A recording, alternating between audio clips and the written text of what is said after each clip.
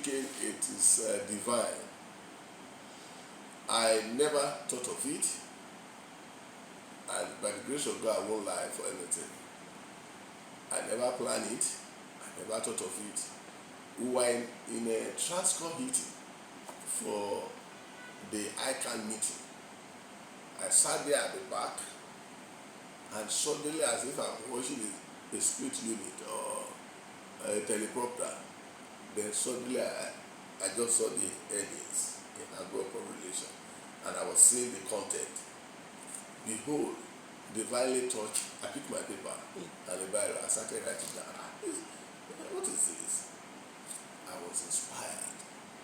It was right there. I wrote the headings, the name. Nothing was removed, nothing was added. All the content. So I put a chapter, not a chapter now, introductory page, about 1.5 page, inspiration. I put there in the book, how the book came about. Now, somebody again, I was during our last convention in my church at the redemption camp. We were having a missile conference before the week of convention. In one of the days, I sat down again. We were preparing to take a message from our pastor. Suddenly, again, I saw a screen. The second book I'm going to write. I already started work on. Just allow this one to pass away. Then I start again. The name, the content is already written down. I quickly pick my, of course, I always go everywhere with a jotter and a Bible. Yeah. I also teach that in the office. I quickly wrote everything down. The content is determined. I won't, which means maybe God is telling me to be an author, a publisher. Now, there is one of the guys, say I'm a mentor in the NCAA on the job, my dean of faculty. He called me and said, "Sam, I read about your book. Why not write on this?" I said, "It's not you that talk, it's God." I said, "That will be my book number 3. He gave, I'm telling you now, read for read. He gave me a title that I should write. He even encouraged me and advised me that I should write on this. I said it will be my book number 3. So that is how issue of book came about. And at the end of the day, when I put this together with the help of God, with people supporting me here and there, and you find it strange to believe that as much as I use everything in me to support those who write books, I didn't get such support from the system. It's unfortunate. I didn't get it. But I know that is what I saw. But the book is set to be launched. And now I felt, oh, good. It was after this thing became a reality, and I know this is a legacy book. Suddenly I realized all the people that work in the industry as a practitioner, PR practitioner, they never wrote a book. Oh God. And there is so much, even though the book is my first experience, I know by the time I try my second time now, third time, then I have nothing to also add. That people really, there is a wide gulf between the knowledge in the classroom and the knowledge on the field. You can't pay for the one on the field. And it comes with experience. I have been able to serve all the DGs. If one comes, feel like throwing me away, when initially discover, no, I can't do without this guy. What is the secret?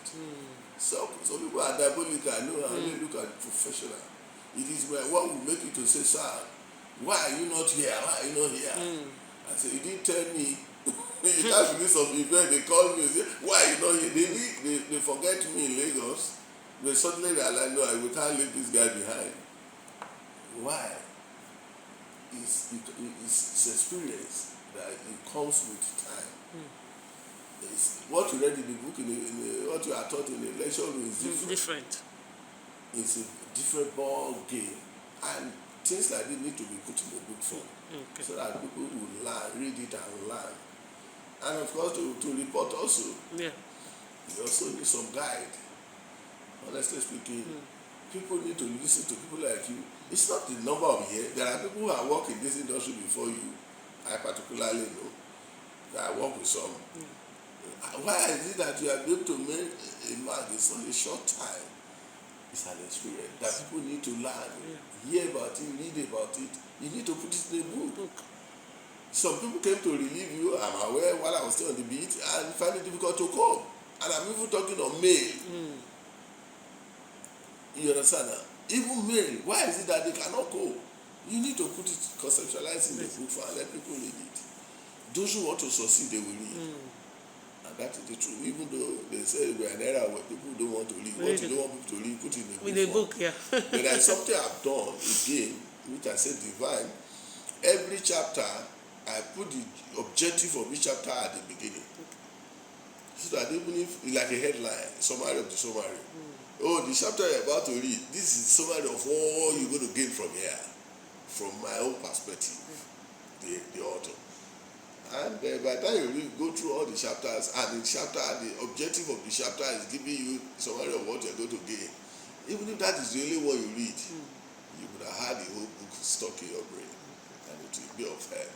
So it's an inspirational thing, and it has turned out to be a legacy book that others will go through.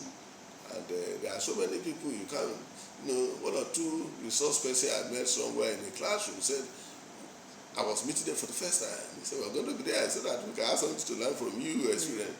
We have so much about you, and we are meeting you for the first time, and now there is a book from you, we must be there and we'll get the book. You can imagine if I just retire without something like that. Yes. It is even the book that's causing me to bring people together. Yeah. If now I just go to my church and dance and thank God and I go home. But when I now have a book, I say, well, I think I can't be launching my book in my room. That's what led to what we are on the platform I'm going to have now. Yeah. So the book is going to be launched on October 14th. 14th, that is the day of Club 60 by the grace of God.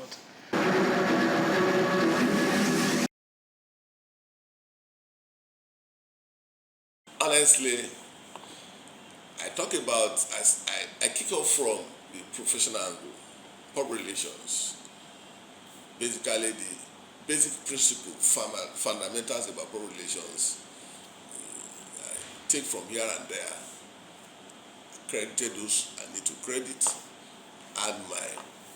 Then, of course, I graduated to some areas. For example, you can't be a practitioner industry and don't know about BASA.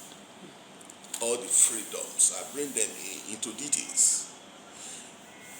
Then there is something that you find, you know that we talk about airstrips. Even government had to set up a committee to unravel where are they. So I remove the veil. All the airstrip in Nigeria where they are, you will see in that book. You can't afford not to have it.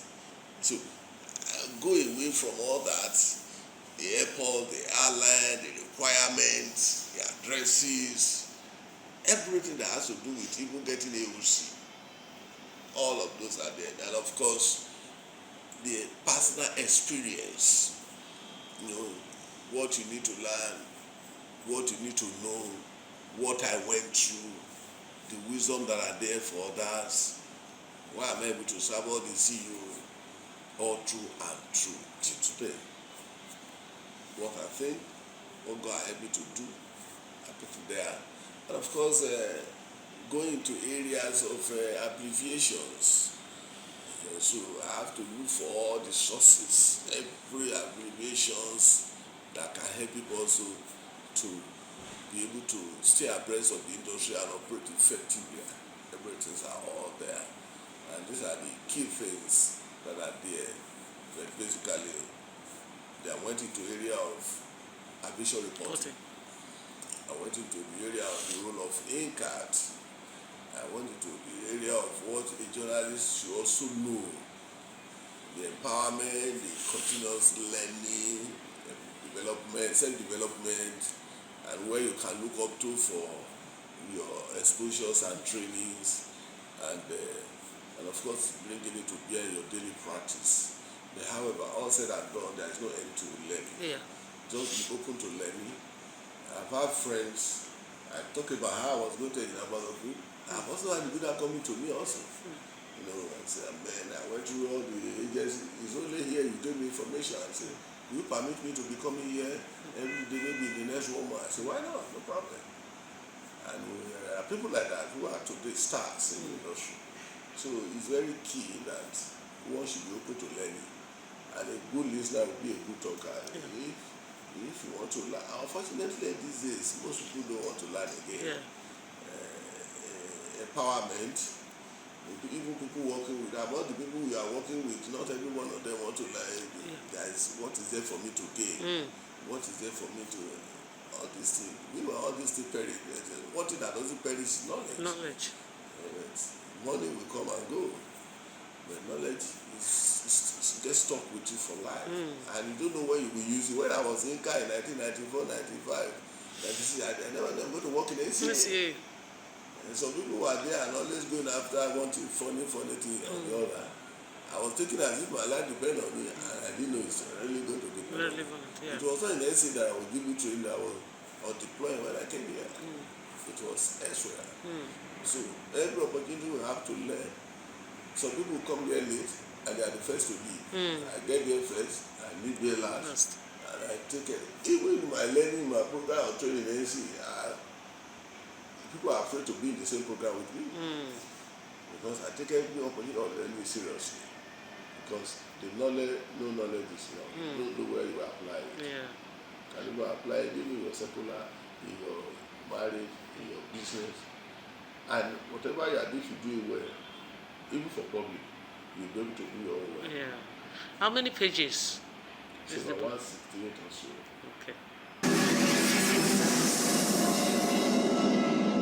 Well, by the grace of God, I'm even scared that there may be over-subscription.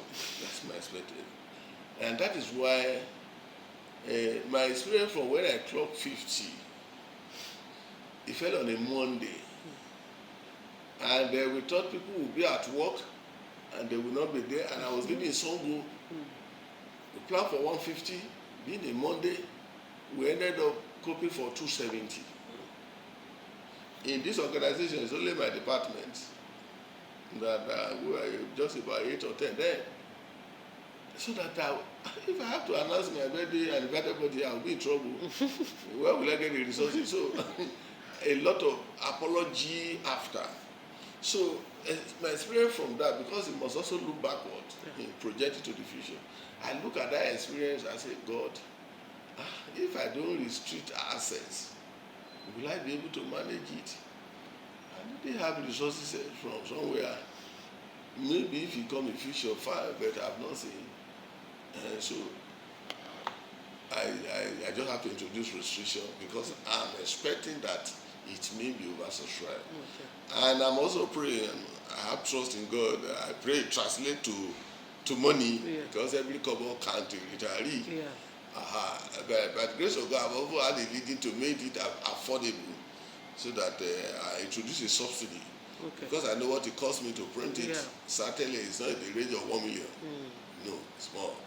So I want to pay a subsidy myself so that everybody that come there should be able to afford a copy. But after that day, I will increase the price to what I feel it should be because I have a hard cover and I have a paperback. So it depends on the choice of individual. However, I'm expecting it to be oversubscribed. But the oversubscription will be reduced with the access card we introduced.